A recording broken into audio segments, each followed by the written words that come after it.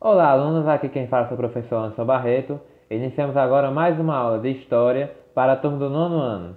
Na aula de hoje, nós vamos entender como foi o período conhecido como populismo no Brasil, governos democráticos, de 1946 a 1964. Nós vamos passar pelos governos de Dutra, Getúlio Vargas, JK, Jânio Quadros e João Goulart e vamos entender como foi esse período em que governos considerados populistas, ou seja, onde você tinha políticos que eram carismáticos e que sabiam falar diretamente ao povo, governaram o Brasil. Não só o Brasil aconteceu esse fenômeno, mas também na América Latina, como por exemplo os caudilhos, como eram chamados, né? Esses políticos conhecidos na América Latina que existiram na mesma época em que ocorreu no Brasil, governaram de forma populista. Além disso, né, além do período populista, nós vamos entender também como se deu o período da industrialização brasileira, que ocorreu paralelamente junto com esse período populista. Aqui algumas imagens desses governadores populistas, chamados populistas, né? JK, João Goulart, Getúlio Vargas, Jânio Quadros, são alguns dos bons exemplos que nós temos na política brasileira. Eurico Gaspar Dutra foi o primeiro deles, governou de 46 a 51.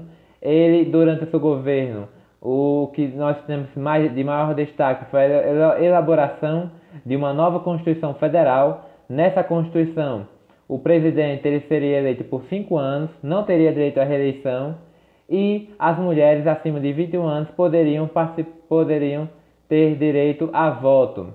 Além disso, durante o seu governo, houve o período da Assembleia Constituinte, que foi uma Assembleia construída para elaborar a nova Constituição que se deu após o regime ditatorial de Vargas, do Estado Novo. Então, essa Assembleia Constituinte era formada por vários líderes políticos da época, como Getúlio Vargas, João Goulart, Luiz Carlos Prestes, foram alguns dos deputados que participaram da Assembleia Constituinte. Já no plano econômico, Dutra foi importante na questão do Plano Salte, que era o nome do plano econômico que ele tinha, né, que buscava, através de empréstimos a bancos estrangeiros, investir na industrialização do Brasil. Contudo, esse plano acabou não tendo êxito e ele acabou deixando a presidência em 51 para dar lugar novamente a Getúlio Vargas, que voltava à presidência como presidente eleito democraticamente através de eleição, voto popular. Vargas volta ao poder com a política nacionalista, né? Ele defendia principalmente a proteção das empresas nacionais contra o capital privado. Então ele impediu, né, que empresas estrangeiras chegassem ao Brasil, valorizando as empresas nacionais. Além disso, ele criou várias empresas estatais públicas na época, né? O BNDES é um exemplo, a Petrobras é outro exemplo que ele criou em 53. E ele sempre valorizou também os símbolos nacionais, como por exemplo o futebol e o samba, que são exemplos nacionais, né, da cultura brasileira. Contudo, a partir de 52, Vargas começa a sofrer vários ataques da mídia, pressões populares para que o governo dele não estava atendendo aos anseios do povo. Tanto que, em 54, ele acaba se suicidando e deixando o governo para seu vice Café Filho, né? Antes de morrer, Vargas deixa uma carta-testamento para a população brasileira, que eu vou ler um trecho aqui brevemente. Eu vos dei a minha vida, agora vos ofereço a minha morte. Nada receio, serenamente dou o primeiro passo no caminho da eternidade e saio da vida para entrar na história. Rio de Janeiro, 23 de agosto de 54, Getúlio Vargas. Vargas deixa a história do Brasil e marca um grande final para umas maiores importâncias políticas que nós tivemos dentro do século XX. Aqui nessa imagem nós vemos a cerimônia o funeral do presidente Vargas, né? Muita comoção popular. Vargas era um líder carismático, contudo, no último governo dele, ele não conseguiu atender aos anseios políticos e econômicos que ele precisava atender na época. Em seguida, em 56, né, até 61, é eleito Juscelino Kubitschek, um aliado de Vargas durante sua campanha, e o lema da campanha de JK, como era conhecido, mineiro, era 50 anos em 5. Essa proposta de JK era industrializar o Brasil, modernizar o país durante os 5 anos do seu governo. Para isso, ele tinha um chamado Plano de Metas, que era o plano econômico do JK, que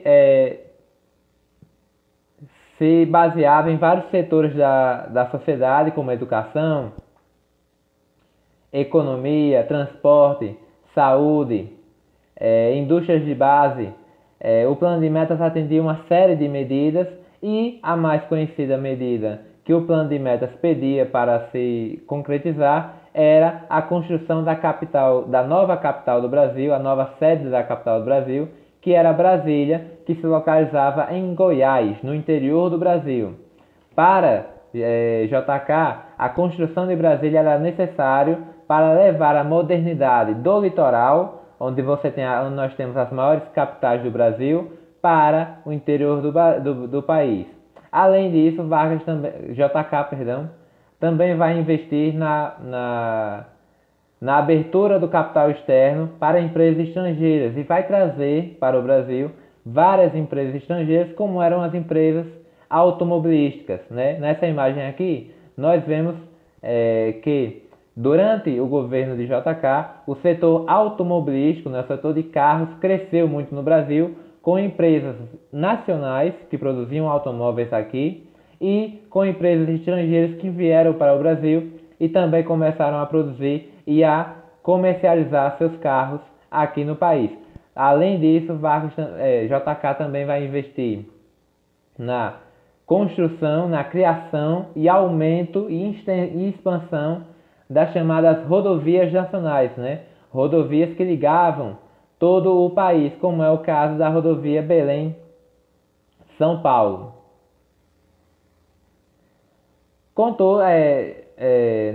No final do governo de JK, sobe ao poder Jânio Quadros, né? Outro governante populista, talvez o mais famoso deles, né? Que era muito famoso por ter essa relação de discurso popular, e o discurso dele era varrendo a corrupção. Um dos maiores prejuízos do governo de JK foi a corrupção que existiu para a construção da cidade de Brasília e a crise econômica que foi gerada a partir da política do plano de metas.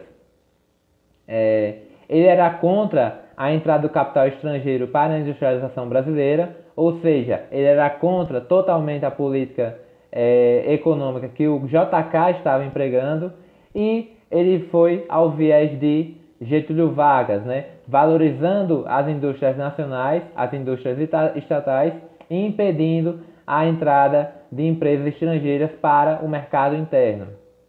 Ele criou algumas leis polêmicas durante o seu governo, né, como, por exemplo, proibiu o uso de biquínis nas praias pelas mulheres, proibiu a rinha de galo e as corridas de cavalo.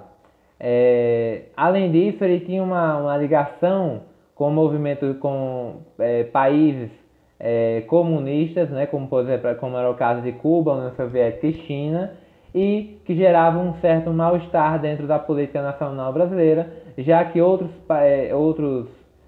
presidentes anteriores eram mais ligados à política capitalista dos Estados Unidos, como era o caso de Dutra, como era o caso de JK. Jânio Quadros já levava para um viés mais de esquerda. Lembrando sempre que nós estamos vivendo nesse período, né, o mundo estava vivendo o período da Guerra Fria, então os ânimos estavam exaltados nessa época da chamada Guerra Fria. Contudo, Jânio Quadros renuncia ao seu cargo após 7 meses de governo, né? Ele pretendia ganhar mais direitos políticos para promover as mudanças que ele queria ao país, então ele manda uma carta de renúncia para o Congresso Nacional, pensando que a população iria ouvir seu apelo, né, e tentar impedir que o Congresso aprovasse a sua renúncia. A coisa acabou acontecendo não do jeito que ele queria, e o Congresso aceitou o seu pedido de renúncia e ele deixa o cargo após 7 meses de governo. Né? Aqui uma notícia de jornal, né? O Mundo repercutindo a notícia da renúncia de Jânio Quadros, que foi uma notícia surpreendente na época, porque ninguém esperava que ele tomasse essa decisão. Tanto que o próximo presidente, que seria João Goulart, seu vice, que assumiu o posto após a renúncia de Jânio Quadros, não estava no Brasil na época. Ele estava viajando a pedido do presidente na China, fazendo uma visita diplomática. Na chegada de João Goulart à presidência, houve uma série de questões para tentar diminuir o poder de João Goulart, temendo, né, o Congresso Nacional temia que João Goulart fosse um líder mais voltado aos países socialistas do que era Jânio Quadros. E então houve a criação do parlamento no Brasil, né? João Goulart só assumiu a presidência quando aceitou que o país passasse a ser governado por um parlamento, ou seja, você tinha um presidente e tinha um parlamento. O parlamento diminuía então os poderes do presidente. Mas após um ano de governo, em 62, né, houve um plebiscito nacional pedindo a volta do presidencialismo, que é o regime tradicional que nós utilizamos até hoje no Brasil. E segundo, né, antes de Goulart assumir a presidência, houve a tentativa de posse de Ranieri Mazzilli, que era o presidente da Câmara dos Deputados na época. Ele criou a chamada reformas de base, que seria uma série de mudanças estruturais no Brasil, né, uma série de medidas políticas consideradas polêmicas na época, como a reforma agrária, que seria que teria um grande impacto na economia e na sociedade brasileira na época. Ele pretendia mudar a educação no Brasil, ele pretendia mudar o sistema político, o sistema inflacionário no Brasil, dentre outras medidas. Seria realmente uma reforma geral no país.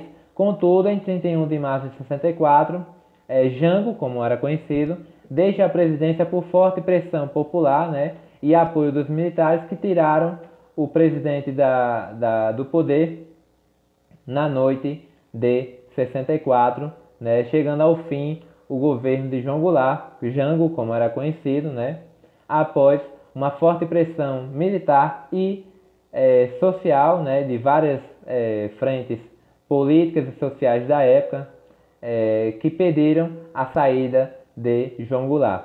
Bom, com isso nós terminamos a aula de hoje, uma aula rápida, né, sobre esses vários governos considerados populistas, né.